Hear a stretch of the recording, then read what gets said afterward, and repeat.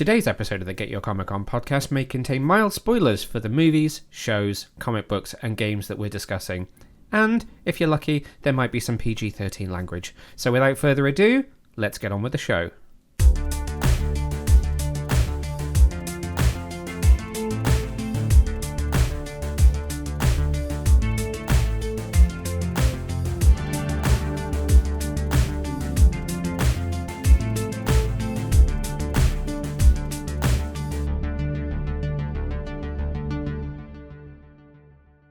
Hey, super friends, it's Neil, and welcome to another brand new episode of the Get Your Comic On podcast. We are back, and we are going to be talking some very exciting topics this week, including the release of Marvel's first of 3 films this year, and the first big comic book movie of the year, Captain America: Brave New World. But before we get into all of that, I need to introduce you to my co-host for this episode.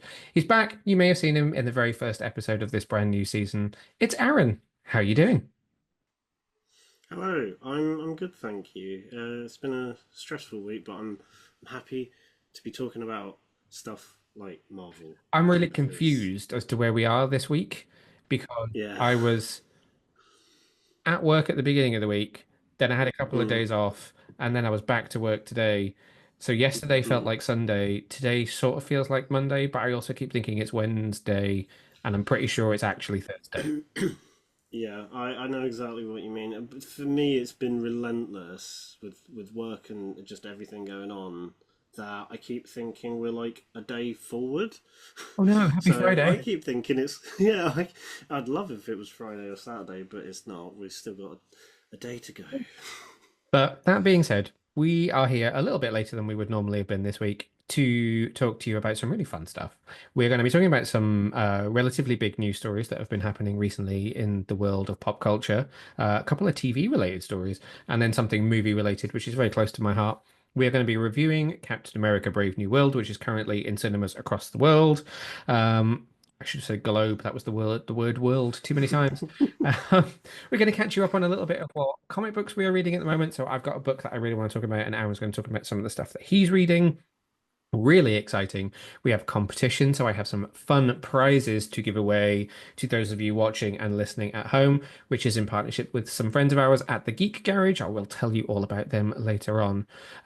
So it's a lot. We have a packed show this week, which is fun. I'm finally back in my groove again. This is the 4th episode since we brought this podcast back, which, if you were listening to our first episode, is in no small part thanks to Aaron. So it's been fun and I'm enjoying it. Yeah, I mean, I've only been on the one episode, but I've enjoyed hearing the new. I know what I mean when I say this. I've enjoyed hearing the other episodes, especially the one that you did with Michael talking about Harley Quinn. Ooh, Yeah, even though I've not seen the show, it's just interesting to see and hear it's a all the really other stuff fun going show on. if it's one you've not watched. And I don't, they still Yeah. haven't said whether there'll be any more after this current season. So if you were in a I want to binge a show in its entirety, you might be Yeah. in that position right now, which is kind of exciting because it's fun. It's a lot. It's fun.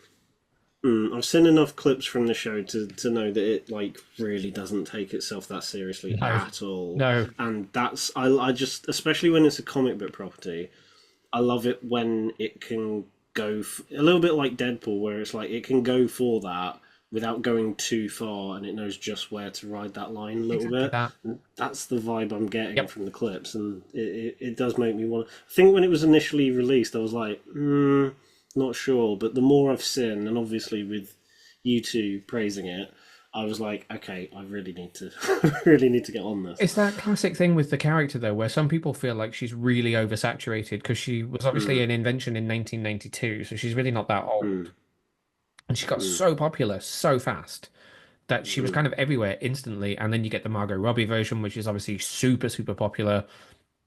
Kaylee is amazing in that role in this cartoon as well. And this has really got a cult following, so it is just sort of everywhere. And so I can completely understand why some people are like, do you know what? I kind of feel like she's all over the Arkham games. She's just sort of like too in your face. But it Yeah. is really worth watching if you get a chance to. Cool. I will definitely try and.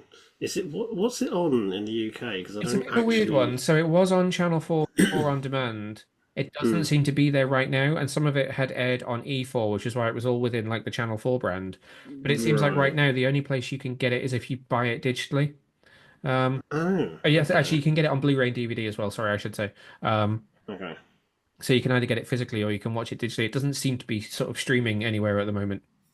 Mm, That might change okay. with season 5 coming out, though. I don't know if it will continue to be on Channel 4 or not. We're Okay. going to end up doing a Harley Quinn part two. This does segue me perfectly into the first of the kind of news topics that I wanted to talk about.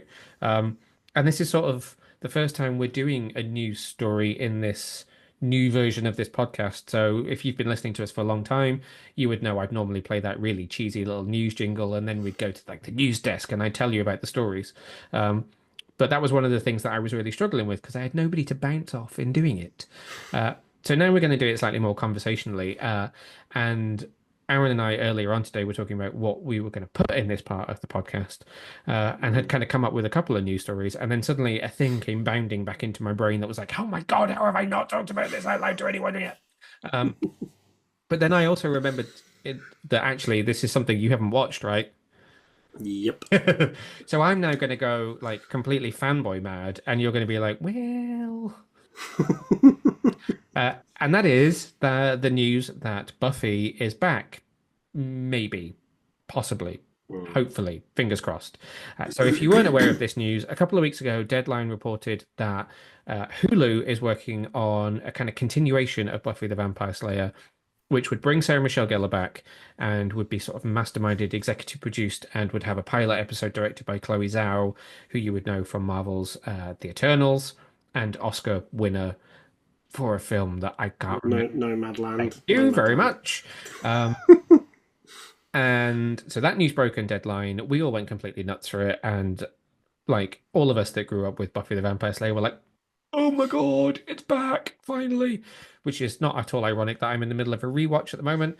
And then Sarah Michelle Gellar came out and said, "Yes, I am involved. It's been around 3 years since the first conversations about it happened. It's taken a very, very long time to get them to a point where they've got some writers on board, but there is no kind of commitment to film anything yet. They have a story idea, they have a story that's coming together, they have a sort of structure that is coming together, but they're not ready to film anything yet. So it's sort of it might be back, but we're not, Mm.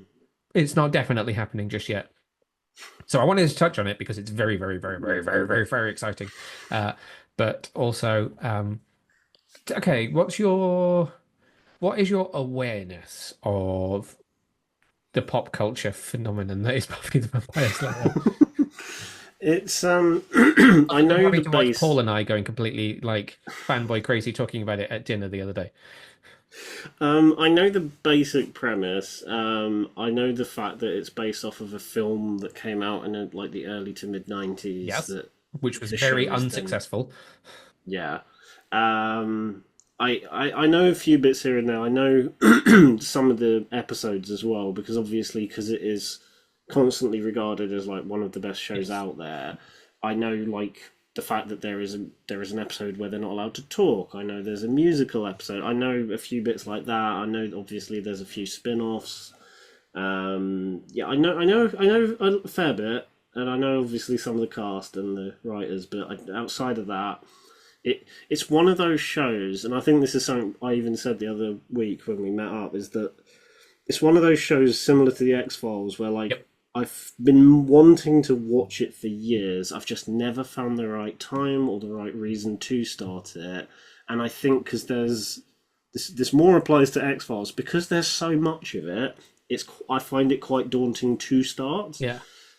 But I do have every intention of wanting to start it. I just need to I need to find that catalyst. Plus finishing all the other current shows that are on that are also taking up my life. 155 episodes is a big commitment. 150 Mm, hour-long episodes of TV is a big commitment. Plus, mm. then if you go on and you watch Angel, which is another 5 seasons of 22 episodes, Oh, um, blimey. so I mean, it's a big old commitment. It's almost the same kind of Mm, size as X-Files.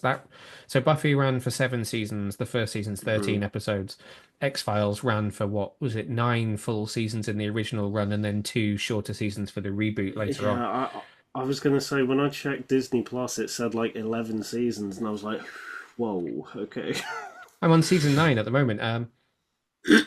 And as a younger person than me, um, Mm, is is there like a cultural? This is a genuine like in question for me now, just out of curiosity. Is there an mm, awareness in your generation mm. um, of how much of like a big deal it was for us slightly older people? Yeah. No, I do get what you mean because I feel like even though Because it finished in I th 2003, so I was 17. It finished when I was 17. Just yeah, literally like it finished in May, and I was just turning 18 and going to uni. So you probably weren't I, born. I would no, I was just working this out with my fingers. I think I was about like five or There you six. go. So it is a So different yeah, generational thing. You wouldn't have been watching it of kind of 4 or 5 years old. no, no. I think for me because I was literally growing up just as it was Mm, ending. I I remember bits and pieces of it just being around. Like I vaguely remember it being. I think it was on like Channel 4 or E4 in like the afternoons or it might have evenings. been, yeah. Like I do vaguely remember that, and I think from like my generation where we grew up in the 2000s, there's definitely a case of there's a lot of things that have been released in the years since that I can obviously tell are heavily influenced Yeah, by that. massively, massively. Um, Examples escape my brain, but it's very like even having never seen Buffy, I know what the rough tone and dynamic is like. Yeah, I mean, if you watch any Joss Whedon yeah, show, you kind of get it just straight away. And again, there's a lot of stuff. I think again, growing up with like the Scooby Doo films, even though they're written by James Gunn, there is a little bit to that where he feels like he's kind of borrowed the edginess from Buffy a yeah. little True. bit. And just a few other things that came out in the 2000s. It was like Buffy's the thing, and we're going to copy the formula. Yeah. So yeah, even though I've never seen it, I can tell that the influence is quite apparent on a lot of Yeah, stuff. Even stuff that comes out today is still trying to like sort of borrow from it as much as it a lot can of a the little people bit. that worked on it, like Drew Goddard, for instance, is one from Mm, it. Um, but there's a lot of people that worked on it that still work in TV or work in film now who do shows that mm, still have a lot of influence from it. It had this really wonderful mm, way of like, especially in sort of seasons three onwards, where because again you're doing 22 episodes a week, a season, a per season a bloody year, hell. um, Yeah. which obviously you don't really get anymore.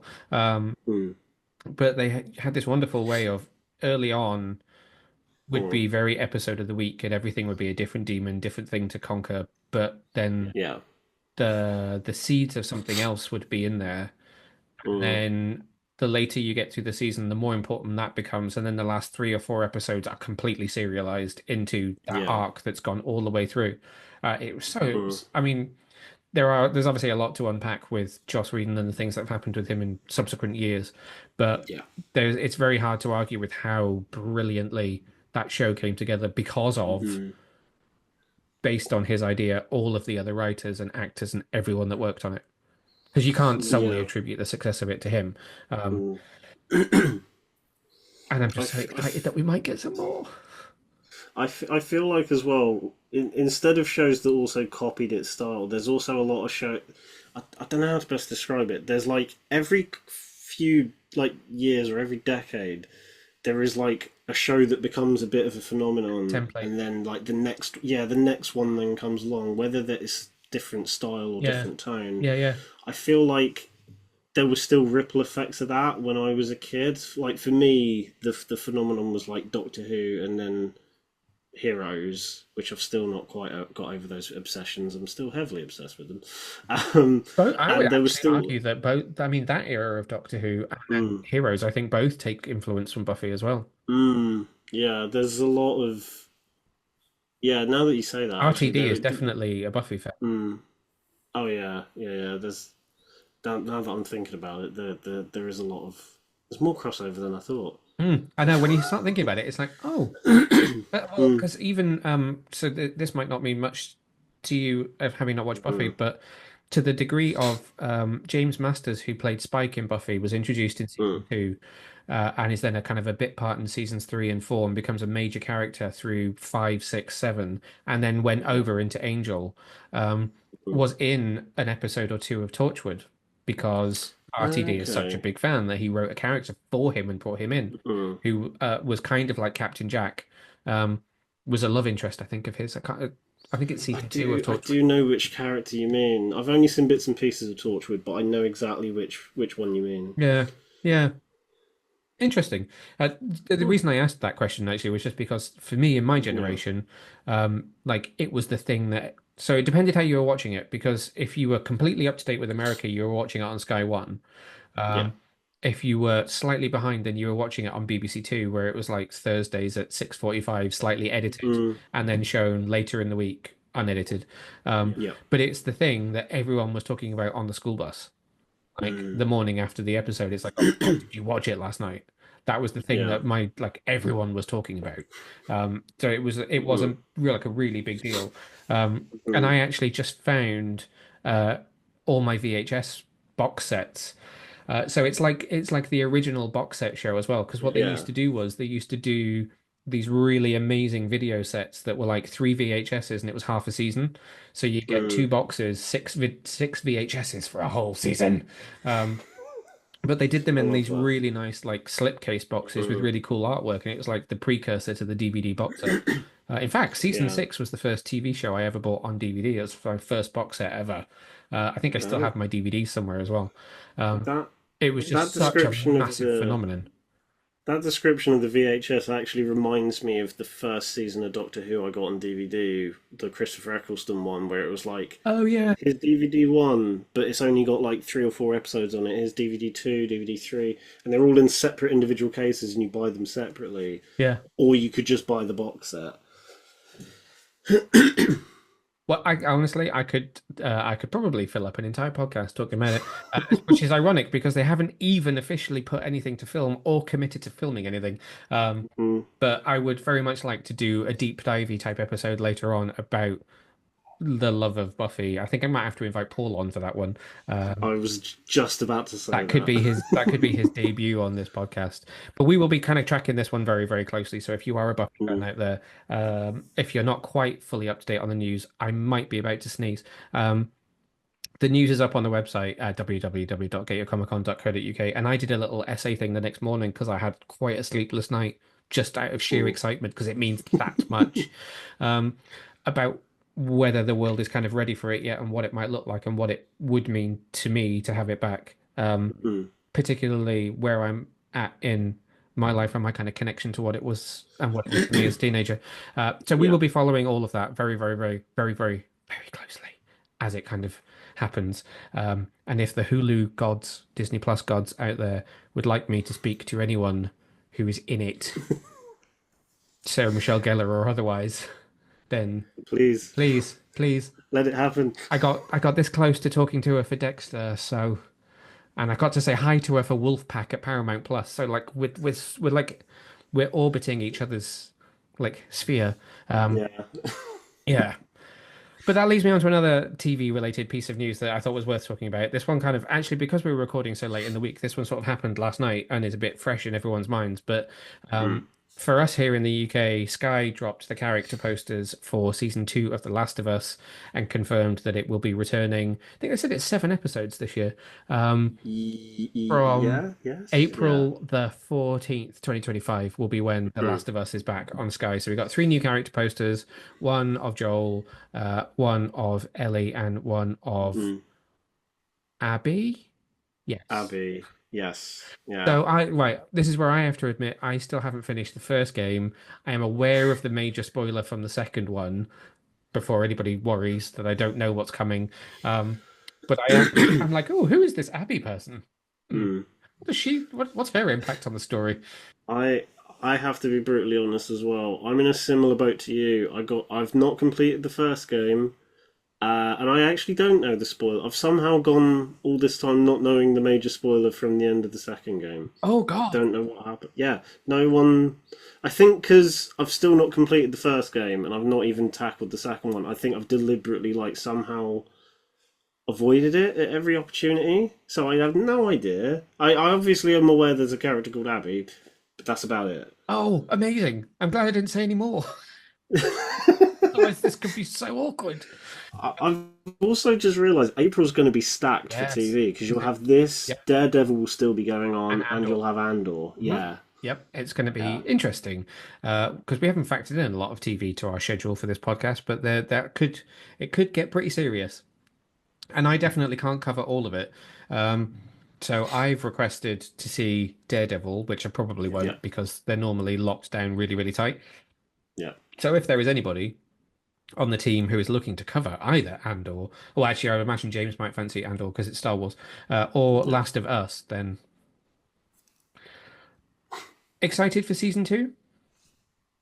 I've not seen season one. You have not? Wow. Just not No, got the time for it yet, or this always happens with HBO shows. Is that like a new one will come out, and I'll be like, I really want to watch that. Never get round to it, and then the season two comes out, and I'm like, crap, I've still not watched season one. I think that it sort of happened with Succession, and then a few of their other big shows. Like I still haven't seen Chernobyl, I mean, even though either. I own it on, even though I have it on Blu-ray, so I have Oh every wow. opportunity to watch it. I'm the same with Um, Westworld. I that was one that I kind of fell off, not through choice. It's just because again, I think at the time of it like reaching its second and third season, I was at the height of my uni, like trying to do my dissertation That's and fair. stuff. Yep. So I was like, I haven't got. I really want to finish it, Yeah. but I got like a few episodes in season two and then just dropped off, and then I haven't picked up season three or four. So I no idea where that goes. In which case, that leaves very little more for me to say, which is good because we spoke about Buffy so much. Other than to Mm, say, there is a season two of The Last of Us. I believe it's 7 episodes. There are 3 character posters, and it will return on April the 14th, 2025 to screens in the UK on Sky and Now. That's basically all either of us are qualified to tell you. yeah. And then the last other kind of news stories that's kind of fairly major in our world, says me, with Mm, all of this paraphernalia behind me, is that Robert Pattinson was in London recently for a red carpet event for Mickey 17, which is the new, now I'm going to get his name in the wrong order, aren't I? Boon Jong-ho? Bong Joon Ho. Thank you. Um, Film which is releasing in the UK on March the 7th. We've just very excitedly been excited. We have very excitedly been invited to see it, Mm, he says, putting his teeth in, a couple of days before it releases, but we don't know if that's going to mm, actually happen yet or not. Thank you very much, Warner Brothers. yeah. And whilst on the red carpet, naturally, the thing that he is being asked about all the time is not the film that he is there to promote, but is the film he hasn't even started shooting yet, which is the Batman Part Mm, 2. Now, obviously, the Batman Part 2 originally was set to release this year, would have gone into production last year, was delayed, has recently been delayed again, so is now set to release in 2027, October yeah. 2027. It was supposed to be the last Batman film of my 30s. It'll now be the first Batman film of my 40s. Thanks. Yeah, It is what it but is. naturally, nonetheless, he was asked about when production's going to start, and he has said it was going to be Mm, by the end of this year. It's going to be later this year, which kind mm, of makes sense. We'd initially heard summer, then we'd heard that the script still wasn't quite finished. Don't know that they've fully cast the film yet. Anyway, so it sounds mm, like production is going to start at the end of this year. Excited? How do you? Right. So yeah. there's like a 50-50 thing. Some people are just like, cool, yeah, can't wait. And other people are like, for crying out loud, why have we not made this film already? Um, have you decided which Mm. kind of camp you fall into? I'm kind of somewhere in the middle because at the same time, I'm kind of tired of hearing about updates of like, oh yeah, we're going to start filming soon. Hmm. Yeah, and then it gets pushed back again, and then you get another, oh, we're going to start filming it soon. At this rate, I'm in one of two camps because one, considering how great the first one was, I don't mind if they take their time to get this one right because that's kind of what they did with the last one.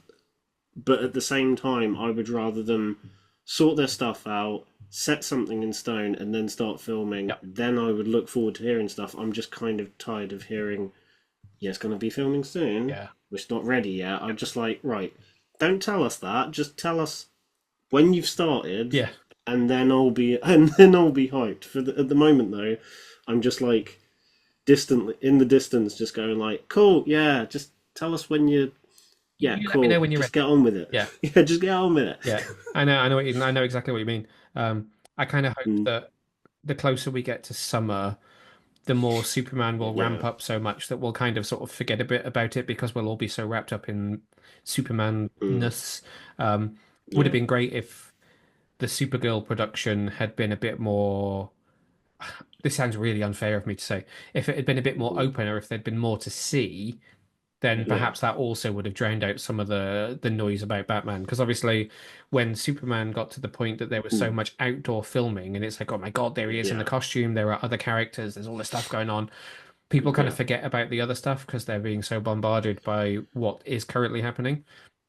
And I yeah, feel like we've been in a bit of a vacuum, particularly given that last year only had Folie à Deux. That it's like, mm, oh, what else is supposed to be coming up? Well, there should have been the Batman. There should mm, be the Batman. There should be. When's the Batman happening? Um, mm, but I'm very much in the I will wait until you are happy to fire yeah, the starting gun rather mm, than actually being annoyed that you haven't done it yet. As much as I would love to be watching it yeah, now or be talking about a yeah, trailer now or whatever, um, I'd rather they get it yeah, right. I mean, they can't win either way. People will complain about the fact it's taken them too long, and if they were to rush it and it yeah, wasn't ready, and they've rushed a film out that wasn't that good, people would complain yeah, that the quality had fallen off from the first one. So it's sort of a yeah, no-win scenario. But I know what you mean. It is a bit like mm, everyone's sort of saying we'll be starting soon, we'll be starting soon, we'll be starting soon, and yeah, it's like, well, but that film is still 2.5 years away. How yeah, soon is now? yeah. To quote a I famous song. by the Smiths. Many I people only know as the theme tune to Charmed. I only found that out the other day. I just know it as the Smiths song. I Yes, didn't good. know it That's was. because you're a quality human being. I've just offended anyone that likes Charmed. Sorry, that was around at the same time as Buffy, but I never got into it. Oh, good God. There'll be Um. complaints. What was I going to say? I've lost track now. I've thrown him off completely. You've thrown me off. One of the things I was going to say is I presume outside of DC as well, 2025 is quite a busy year for comic book Yeah, films in general as well. So I feel like with Superman, with Fantastic Four, with all the TV shows that both Marvel and DC are producing, I feel like there's enough to kind of, like you said, distract yeah, people. They can get on with writing and then starting Batman 2 production, and then by the time that's like mid production ready for a trailer, we'll be like, oh yeah, I forgot about that. yeah, Oh cool, I'm excited to see something. yeah, Whereas I feel like there's enough to, you know, what's the phrase? Whet our appetites for yes, 2025. yeah, yeah. I mean, DC is also, and I Mm, suppose to be fair, Marvel to some degree as well, because I don't feel like we saw all that much from the shooting of Fantastic Four, other than lots of aerial shots of that sort of township mm, that they built. Um, mm, I mean, DC has got Supergirl in production right now, as we speak, yeah, in London, and they've started shooting on the Green Lanterns TV show, and we're not really seeing, they're keeping everything so locked down. We're not seeing much of mm, anything from either of them. I do like that you talked about how stacked 2025 is, because that's like the perfect little segue into mm, our kind of main feature for this episode, which is the first big comic book movie of the year, which somehow feels late, but yet we are only yeah, in February, which would be Captain America Brave mm, New World, which is in cinemas globally right now and is causing yeah, quite a lot of talk. yeah, We're more than I recording thought. this, it's been out for basically a week. Previews were happening now in the US this time last week. It was Yeah, hitting UK cinemas. It'll be a week tomorrow. Um, mm, and it's been a bit of a week for Marvel, unfortunately, I think. yeah. Even the BBC are reporting on what's happening with this film in China right now because for some reason it's so newsworthy. Um, I've not actually seen that. so What? China has now released what is the biggest animated movie of all time, which I Okay. don't know the name of off the top of my head, but it's a Chinese production Yeah. which isn't really getting a global audience. I think it has been released in some countries, but isn't really making any money internationally. But it's Okay. made 1.7 billion globally at the box office, and Blimey. most of that is in China. It's Yeah. basically the biggest release of all time. And so naturally, Captain America has come out in China and hasn't got to the top of the box office because everyone's going to see this film. But there Yeah. is kind of a campaign in China called Captain America Brave New World Dead on Arrival, which is Mm. people campaigning for you to not go see it and Mm. only go and watch this homegrown film instead. Um, some of Wow. it is politically motivated, some of it is just let's champion this film in it Yeah. that's homegrown. Um, and yet the BBC felt that that was something to report on, which naturally means that other websites that are trying to champion the death of the superhero movie are then like, look, China doesn't care about Marvel anymore. Yeah. It's been a bit of a sad week, which I don't really like because I enjoyed this Mm. film. Um, Yeah. I gave it 3.5 stars. I did not Mm. say it was a perfect film. I enjoyed it. I see no reason to bash it because Mm. in my eyes it's not a bad film. You and I haven't Mm. really talked about what you thought of it yet. I know you saw it at the Yeah. weekend. Yeah. I sort of saved myself from asking you too many questions because I knew we were going to be doing this. Um, Yeah. and just to warn anyone, we may go a bit super spoilery on this while we're talking about it Mm. because it has been out for a little while now. Um, Yeah. So, if you haven't seen it yet, maybe pause and come back a little bit later on once you've watched it. Uh, you have been warned. Aaron, what did Mm. you think of Captain America: Brave New World? I'm. I think I like it more than a lot of other people, but I'm firmly in the camp that I think a lot of people we know are in, whereby a lot of it's good, a lot of it's fine, but we've seen better. Yep. I think for me, I've seen some people say the opposite, which I thought was quite interesting, but I personally think the first half was where all the choppiness was, Yep. and the second half where things were falling into place and everything was kind of smoothing out, ready for the big finale.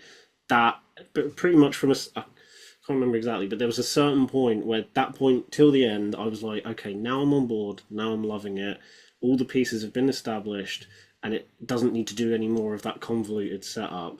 I think the first half did struggle from trying to do too much all at once, which, if you've seen the film or if you know what it's trying to wrap up, it's got a lot on its shoulders, Yeah. and I feel like it is trying to do too much. I think it suffers. It's the biggest example I've seen from Marvel in a while where they're so busy trying to sort out universe stuff rather than actually tell a coherent story. Yep. There is still a story there, Oh yeah, but it absolutely. can feel a bit disjointed, especially in this film, which I didn't really feel with any of the others they've released in recent years. Yeah. There is almost, I think, a weird argument for how they title films now. Hmm. Bear with my logic on Yeah. this one. But if this was a TV show, it's Yeah. almost like The Adventures of Marvel, Hmm. Brave New World. Yeah. Yeah. And that this episode happens to have Captain America at the front of the ensemble. I Yeah. very nearly said ensemble. It's very flamboyant. Um, because it is, as you just said, spending so Mm. much time working on the universe and being a sequel to Incredible Hulk from 17 years ago, um, Jesus. and the Eternals from what, 4 or 5 years ago, um, Yeah. which is yeah, it does. It sort of it struggles to be a Cap movie despite Cap being the lead, and he very much is the lead, but he's very much the Yeah. lead in stories which are trying to make sure we know what's happening elsewhere in the world before we get to the next big Avengers team up movie. And the really annoying thing for me Yeah. about that is I really appreciated it because one thing that's Mm. annoyed me about recent films, not Guardians 3 because it's not Earth-based, but we've had a Yeah. bunch of movies that have been a bit Earth-based. So Eternals, the Marvels spent Mm. some time on Earth, and we didn't Mm. know what was going on. And it's like Yeah. people have been annoyed about the Celestial not being mentioned since the Eternals. Fair enough. That hasn't Mm. necessarily been the forefront of my annoyance, but it is interesting that it had never been referenced up No. to this point. And you've obviously had the shows as well, so things like Ms. Marvel happening at the same time. it just felt like everything Yeah. was a bit disjointed, and now they've suddenly remembered how to connect things, but they've connected things to Mm. the detriment of this awesome new version of Cap, which Anthony Mackie is great. I think he's so good, Mm. and that he just deserved a bit better. He deserved Yeah. something slightly more coherent. Mm. And as you was just one other point I wanted to make on something that you had said just there, talking about the kind of first half being a little bit messy. The thing that stands out to me is that, and I said this because I was on Cinema Savvy with George talking about this film just last week. Mm. Each act has its own villain, which doesn't work for me because in the Yeah. first act you have Sidewinder Yeah. and what he's doing, then he gets Mm. captured, and then the leader becomes the kind of focal point for a little while until he gives Yeah. himself up, and then it becomes Red Hulk through the end of the film. And it just doesn't work for me to have three different Mm. villains only appear for like 35, 40 minutes. I mean, they're Mm. obviously they're all there throughout the film, but them being a kind of lead villain or the villain of the piece only lasts like 35, 40 minutes per character, Mm. and that doesn't work so much. I need a villain who's well developed, and none of them end up being fully Yeah. developed. Yeah. No, I totally agree. Funnily enough, I saw a video that was reviewing this film, and they made a very good point that I didn't really consider until having seen the film and how Yep. they handled it. And that is the fact that so the guy in the video made a very good point about they should have saved Red Hulk for the film and not splashed him all over the marketing. Because the way the film sets everything up, Yep. it's almost as if that would have been better as a surprise Yeah. for the final act of the film. But because it's splashed all over the thing, that final surprise, that thing that the film is secretly building to, kind of we already know is You're coming. sort of So it's waiting for it. almost like we're just waiting for, yeah, we're just waiting for it to happen. And Yeah. it's a shame because I feel like if that hadn't been advertised, certain scenes like there's a scene about halfway through the film where Sam and I forget the new Falcon's name, Joaquin. Joaquin. I feel like that's his character's name. Joaquin Torres. They're fighting up a yeah, that's the one. They're fighting up above, around the Celestial, and inside the Oh, ship. that's terrible. That moment on the That ship. whole scene is brilliant, Mm, and I feel like it would because at that time, if you would take away the knowledge that we all knew Red Hulk was coming, yeah. we would slowly be piecing things together, going something's not right here. Yep. What is going on? And you can start to piece in your head that like, oh, maybe he might have, maybe the leader might have put gamma stuff in him, but because we know it's coming, it's just like, oh, are we going to get the Hulk appear sooner than we think? But no, because we've already seen half of the fight scene in the trailer, Yeah. we know he's not going to appear Yeah. until Yep. later on. But I do think because this film isn't like it's not fully bad. There are, like you said, there are things in it that are good. I think Anthony Mackie and Harrison Ford are the best things in the film Yeah. because a lot of the film kind of rides on their dynamic and how they portray these characters. And I think, especially Harrison Ford, is really giving it some He and really really is. adding some extra. Yeah, he's adding more layers to Thunderbolt Ross than William Hurt did, and he did a really good job making that character his own. But I feel like we've got more emotional depth now with the character portrayed by Ford Yeah.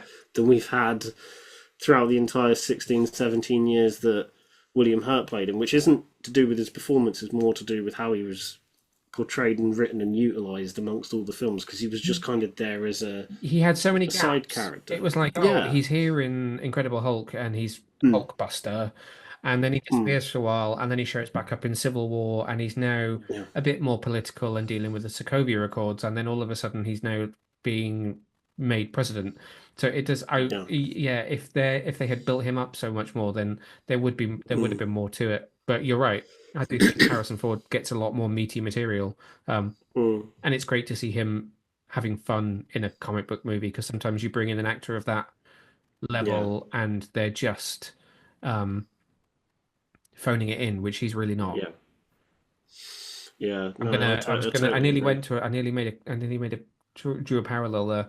I'm not sure if yeah, I'm going to fully commit. I'm going to go Helen Mirren Okay. in Shazam! Fury of the Gods. She's really Yeah. fun, but she's fun knowing she's there for a paycheck. Whereas I felt Mm, like Ford was not just there for the paycheck.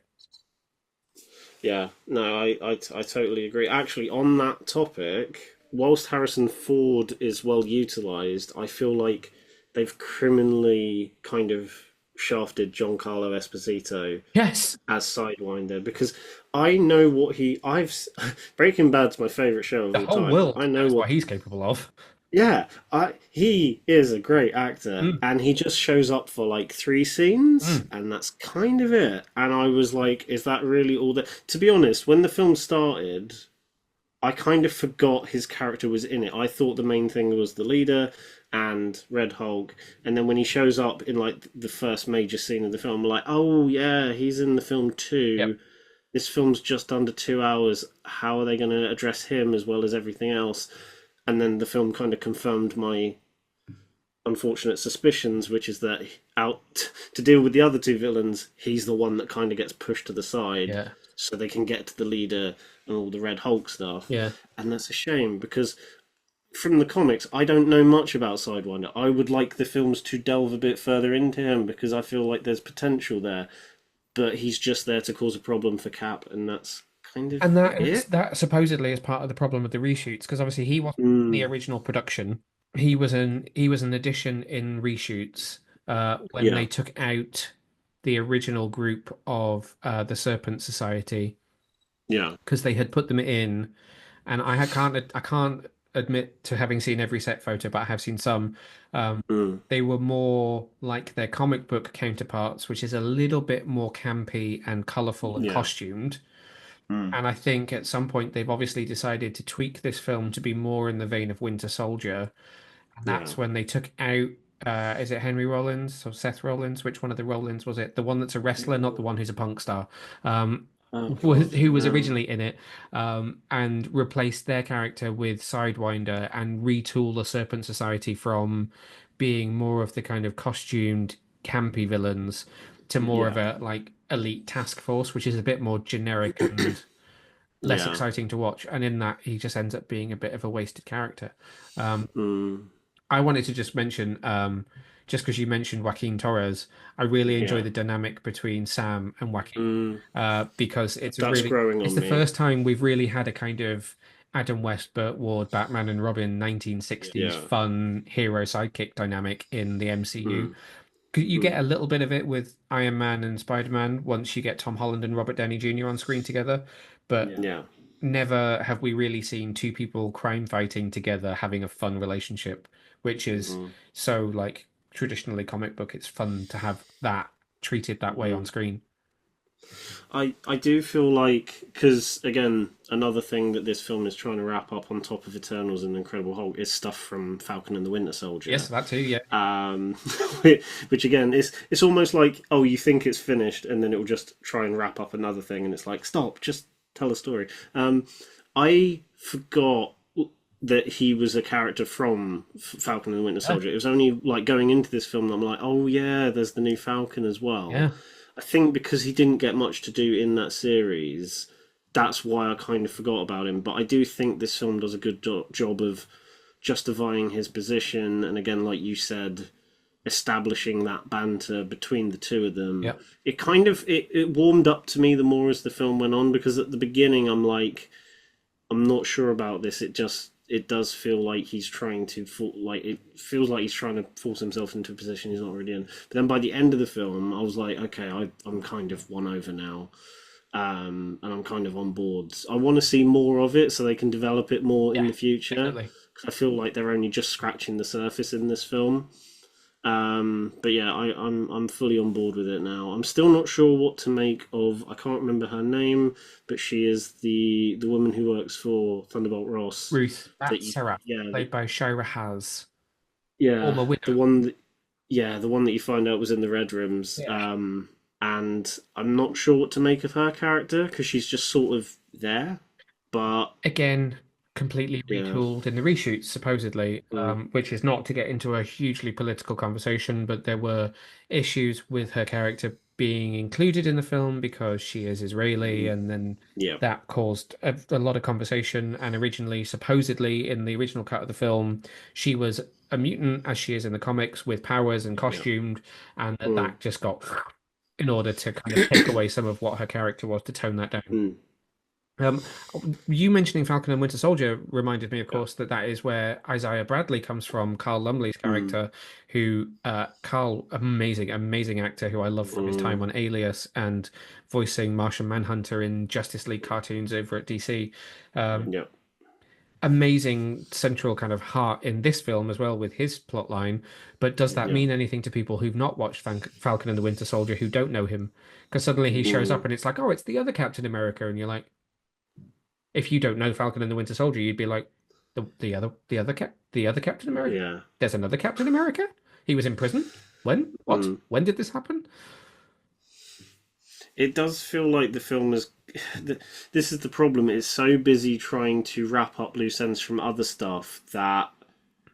Because other times the MCU has done this, whether it's either setting up a load of things for future stuff or whether it's wrapping up stuff from other films, it still at some point does a decent job of like going, there's this thing. Oh, by the way, if you don't remember, that's from this. Yeah.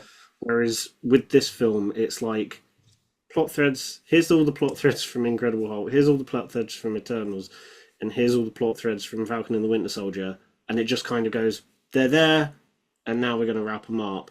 If you're not up to date by this point, you will be lost watching Mm, getting certain aspects of this film. yeah. There, it's a bit of a tricky one when you're like this far. This is like what, the 36th, 34th film in the I MCU. think this is the 35th. Yeah, and I suppose there is an argument to be had that like, well, if you're not up to date by this point, You'll never. it's on the point of no return. Yeah. But at the same time, there are people, because I know a few people that kind of fit this demographic where like they don't watch all of them, but there are like a specific series within the MCU that they still stick with. Like Yeah. some people just Yes, watch true. the Guardians films, some people just watch the Avengers films, which I think at this point would be a bit of a You're gonna get a bit of when you come to the yeah. next one. Yeah, but I understand that there's people like that. So I feel like if you're just watching the standalone Captain America films and maybe have watched Endgame and Infinity War on the side to know that he's passed the mantle to Sam, Yeah. there's still going to be a lot of stuff that's going to be so alien to you in this film. Yeah. And again, it's not necessarily the MCU's fault. It's just the way that the film chooses to handle all of those things. Yeah. Because there's probably loads of people that kind of completely forgot about the whole Samuel Stearns being the leader thing from Incredible Hulk. So Years ago. seeing him, yeah, so seeing him pop up Yeah. again, they're probably like, who's the the guy that was in one scene for right, got yeah. Yeah. But even then, it's a bit of a I love the leader from the Incredible Hulk cartoon. The 90s. Yeah, and So good. because I didn't know this, because I know that this film went, like you said, went through extensive reshoots, and I can't. When I was watching the film, I took the look of the leader as at face value. I'm like, okay, they're going for literally distorted and warped Yeah. head. Okay, that's what they're going for. It was only after watching the film I then found out that the original design that they fully shot scenes with was more closer to that cartoon where he's got a big head, goatee, and I'm like, okay, now I'm a bit sad. Yeah. I do think so. I hadn't seen any set photo. I don't know if there's any set photos of him like that. I don't know if there's any production artwork and what was on some merchandise. Yeah. But presumably, the original cut of this film is considerably more comic booky and Mm, colorful, and mm, I guess very cartoony in a way to what yeah. this final product is.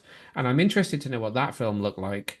But I would have Mm, liked this Winter Soldier-esque film to have gone harder into that edge because I love that's my Marvel mm, sweet spot is the Winter Soldier style of like yeah. political espionage drama. Mm. It.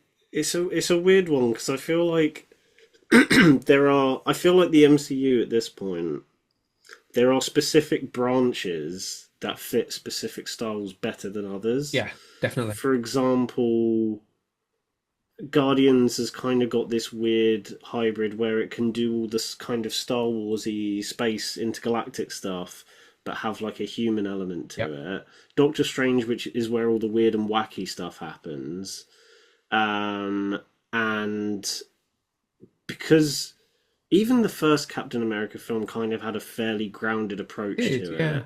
But then Winter Soldier just really cemented that, and then obviously with Civil War, and then Falcon and the Winter Soldier just really hammering in Yeah. grounded, gritty, like you said, espionage thriller style Black Widow to a approach. degree as well picked some of that up. Yeah, and I feel like if I can understand completely why they backtracked and then made this film fit that style more, because I feel like at this point they've committed to a style for the Captain America brand and Yeah. Yeah. films True. that if they then deviated to, I don't know, the Marvels approach or the Spider-Man approach where it's all bright, It colourful just wouldn't work as well, cartoon, would it? yeah, it would just feel really out of place. And I think that might be the issue some people had with the Thor films because they started off very theatrical and kind of grand with the first Yeah. two, and then three and four just got progressively more like over the top, wacky, Give and me the Shakespearean Thor back, please. I yeah. like. Sorry, you go. I like three. What's three called? Ragnarok. Ragnarok. Uh, do not like Love and Thunder. No, I really didn't like. I feel like that was the point where Thor Ragnarok was Taika Waititi. I mean, I'm just echoing what everyone else has said at this point. Ragnarok was Taika Waititi doing his thing within the Marvel Yeah. system. Love and Thunder is him being given the full reign, and I love Taika Waititi as a filmmaker, but I don't think he should have been given the full reign Mm. of a thing because it just shows that they kind of went off the rails a little bit, and there are good elements in that film as well, which pains me, Yeah.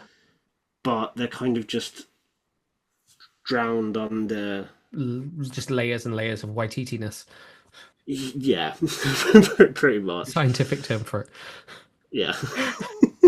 So I said I gave this 3.5 stars. You can Hmm. read my written review over on the website. What have you thought about what you would score this on a kind of 5-star rating? I mean, this is the thing. I was after not long after watching it, I was very tempted to give it something like a 3.5, but I settled for just a three.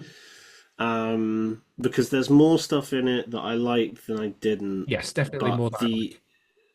yeah, but the issues in it are kind of glaring, which is a bit of an annoyance. Sometimes when I don't know how to feel about a film and I'm a bit conflicted, I will go straight down the middle with like a two Two and and a a half. half because Yeah, that's yeah, right in the middle.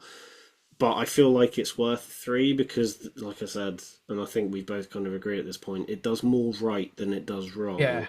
And there is good ideas here. That's the other thing. A lot of the stuff it wants to do are really good ideas. I just feel like it should have focused on a couple of them rather than all of them at once. yeah. You definitely. I cannot disagree with you on that. And Yeah.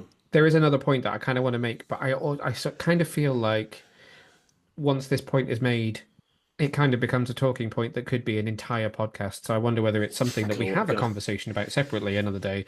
But I Mm, do want to sort of dive in at some point to the fact that there is nothing wrong with it's a mm, great 1 hour, 58 minutes of escapism at the cinema. It yeah. doesn't have to be the greatest film you've ever seen.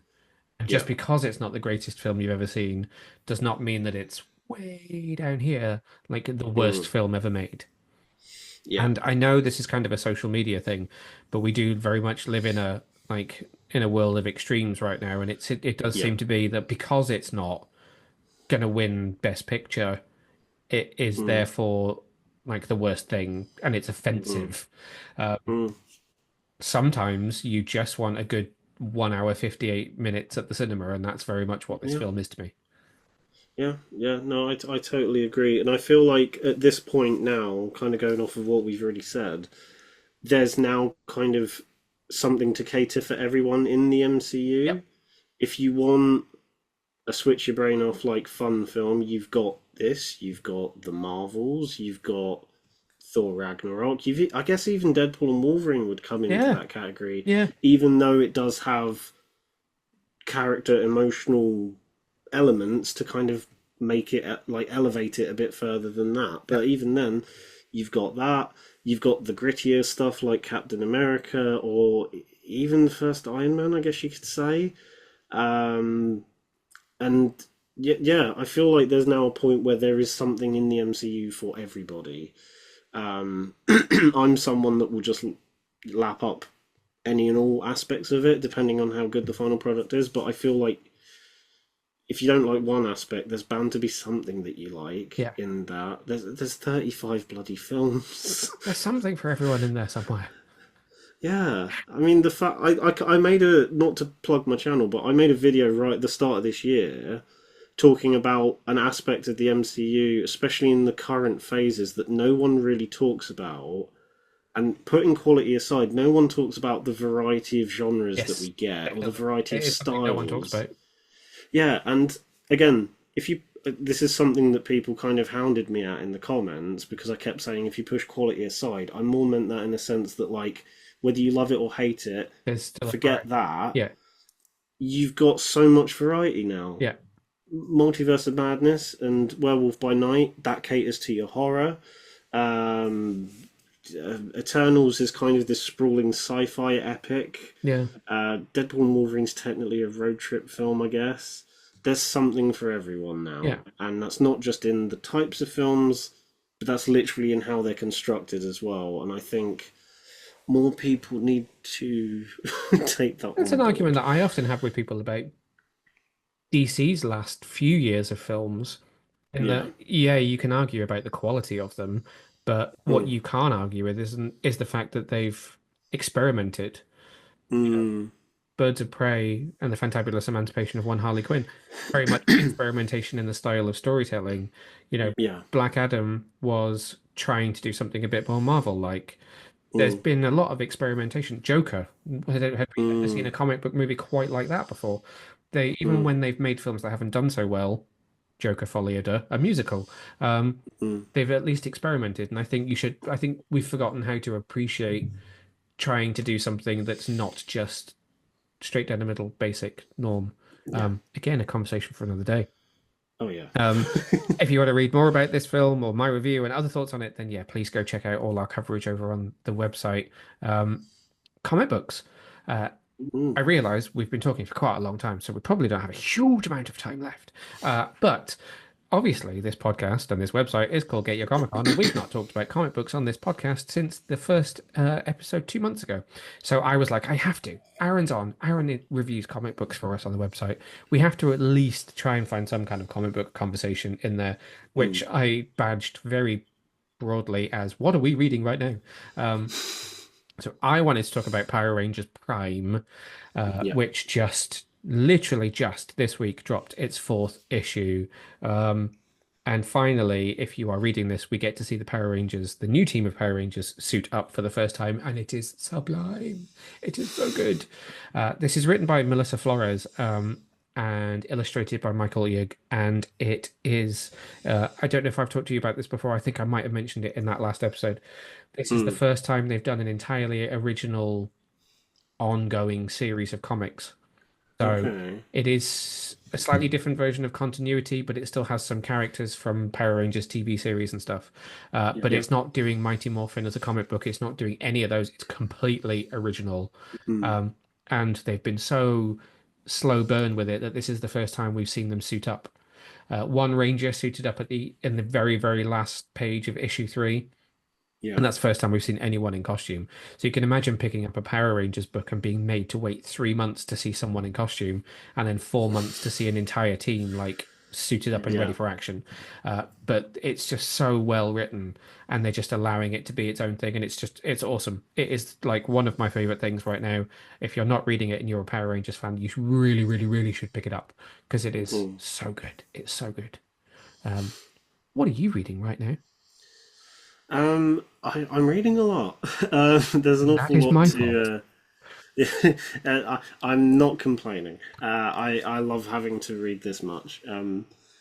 I've got three recommendations, and I'm not just picking these because these are the three most recent reviews I've done, but I'm Hmm? also highlighting them because they are three genuinely really good series that I don't think are getting talked about. So the first one is The Lucky Devils, written by Charles Soule. I never know how to pronounce his surname I'm pretty properly. sure that's how you pronounce it. Yeah, and artwork by Ryan Brown. I think I mentioned this on You did. Yeah. the first one. Season two, Episode issue two? two. Yeah, issue two came out last week, and it isn't improving the series. It's just kind of okay. Here's the style and tone we're going for, and we're just going to keep riding that as a consistent thing. It's very funny. It's not afraid to go to places that you think it's going to go to, and the fact that it's about two devils trying to manipulate their way up the ladder in hell, it's obviously going to go into some weird places. The last episode, each issue focuses on like I said episode again, didn't I? Keep going. But each issue is themed around a layer in Is hell, it? like from Okay. Dante's. Interesting. And I didn't really cotton that in the first issue, but in this one, it's very abundantly clear that this one is about lust because Nice. they do things that in this episode with the people, the humans that they manipulate, that I'm like, okay, they're actually going there. Wow, cool. It's funny. It's not for a faint heart read, but it is very good. It's just very funny, very fun. It has fun with its concept as well. Um, Another one that I want to highlight is Behemoth, which is getting better with each issue. Um, it's very simple premise. This it's basically what if there was like a Godzilla style kaiju attacking a city, and a load of survivors got swallowed by the monster, but they're still alive in the monster, and you're following these people trying to get out. Oh. Um, Oh. Issue one was fine. It was fun for what it was, but it was very much that initial setup of just trying to get the ball rolling with the concept. Issue two, they're in the creature, and now that's where they can have fun with the premise. Mm. And the fact that this is written by actual screenwriters, and I think I can't remember if it's Ryan Engel or Grant Sputer. One of them had involvement or is having involvement on the next No Godzilla and way. Kong film. So this is kind of perfect, Yeah. and you can tell that they know what they're doing. And there's a lot of elements that feel very reminiscent of Cloverfield, which is one of my Oh, favorite movies of amazing. all I've time. been really craving a Uh, rewatch of that recently. yeah, I every now and then, every like few months, I'll just be like, I really want to just rewatch the first Cloverfield for no reason other than the fact that it's still bloody good. Yep. Um, but there's a lot of elements, especially in this second issue, that remind me of that. Um, but yeah, it I can't wait for the issue three. God damn it, I can't wait for issue three because I think it's a very limited series, so it's like eight or Okay. nine Yeah, yeah. issues, so it's a very tight, condensed story. Which is So that's sometimes awesome. exactly what a book needs. Yeah, I think if this one went on any longer, I feel like it could outstay its welcome. Where because I know it's a tight, self-contained story, I Yep. feel like it's gonna work because of that. Last one I want to highlight is Barstow, which started last year and has just had its third issue. This one, the second issue was absolutely brilliant. I loved everything about it. This issue is also good, but unfortunately, that second issue was so Oh, high good bar. it was going to be quite hard to, yeah, quite a high bar to top. This issue's still very good. It's giving me very much preacher vibes if you're into like Garth Ennis style You've mentioned that writing. before. Yeah, the tone is becoming a lot more obvious now in terms of that's the style they're going for. Yeah. Set in a small like you know American town, there's a lot of weird things going on, very demonic things. It's got a rather stupid sense of humor, but I kind of love it for that. Irreverent. And yeah, yeah, and it's everything's starting to piece together now in issue three, which I think is also quite. In issue one, it was like there's a lot of stuff going on, but it's obviously not going to make sense. Yeah, issue 2 was just a really well told issue, like in terms of its writing. In issue 3, it's like, oh, okay, this element is starting to piece with that, and all of it's starting to converge into one. And I can't wait to see where this one goes. Awesome. I don't know how many issues there are in total, but again, I think it's Awesome. quite a limited story. This one. Awesome. I was going to sing the praises of Star Trek, which I did in that last episode that you and I were on together. Mm, Um, I was talking then about the big event that they were planning for this year, which is called the Lore War, which is like the end of the Star Trek mm, multiverse. I need to be really careful what I say because they've given me a super early read of it, and it's oh mm. no, I think the embargo lifted today. I can say everything. Oh, yes. Yeah, so issue 29 just dropped in comic book stores this week, which is kind of Yeah. the last bit of lead in to this event. And it's a really, really wonderful story that just loops in loads of different bits of Star Trek history. Mm, But it's going into this huge thing called the Lore War, which is this big event mm, that's all over the Star Trek multiverse. And the first issue is kind of like a different version of Star Trek's mirror universe, which 50% of the audience are going to go, "Oh, I like the mirror mm, universe. That's where everyone has beards and is evil." And the other half is like, "Oh God, not the mirror universe again." But it's really interesting, and I don't quite know where it's going to go. Um, mm, but it's a really fun read, and I've at this point, I think I pretty much always give it 5 stars because I can't. It's just so Star Trek. I just love mm. every episode or issue, depending on how you want to describe it. I can That take a hint. I that can might take a hint. See, what I'm thinking is that could become like when we do a comic book episode, which I'm now calling Yeah. issue. Um, Yeah. that could be the drinking game. Every time one of Mm. us says episode rather than issue, just take a shot. It's because I'm so used to talking about film and Exactly TV. that. It's like Yep. episode just comes more naturally off the tongue, whereas I'm still new to talking about comic books on the regular, so I'm just like episode, issue. Damn it. It's like I've got Tourette's. I really want to make it more of a regular feature in podcasts that we talk about either Mm. an issue, like maybe we Yeah. do like a book club type thing where it's like this week we're Mm. going to talk about this thing, and maybe we both read like the same issue or something, or two or three of us read the same issue or something, and then all come in Mm. and talk about it. But it's I don't know, it's difficult when it's a like an ongoing thing because if I Mm. said we're going to talk about the next issue of Batman, which is like Yeah. 100 and I think it's number 152 or 153 or something like that, or 300 and something, Mm. then you're going to be like, well, I haven't read the other like 200 issues that go before that, so I don't quite have the same context. And I don't know quite Mm. how it would work, but I would like to do something like that. You just need to figure out the logistics of it. Um, Yeah. but before we wrap up, I do want to talk about a competition. We haven't had a competition on this podcast for a little while, and this one is super fun. Uh, a lot of you who know me on social media will know that I spend a lot of time hanging out at DC related events. And one of the people who you see very regularly at those is Paul from DC World. He, during the pandemic, started a web store called the Geek Garage, which you can find at geekgarage.co.uk, which has now become a shop, which is number 73, the High Street in Wickford, Essex, for those of you who happen to be UK based.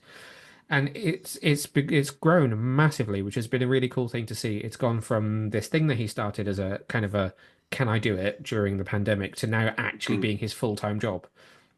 And it's gone from like a stall to a small shop to now a full 7 days a week available like store, which is incredible. And it's Mm. really cool to see.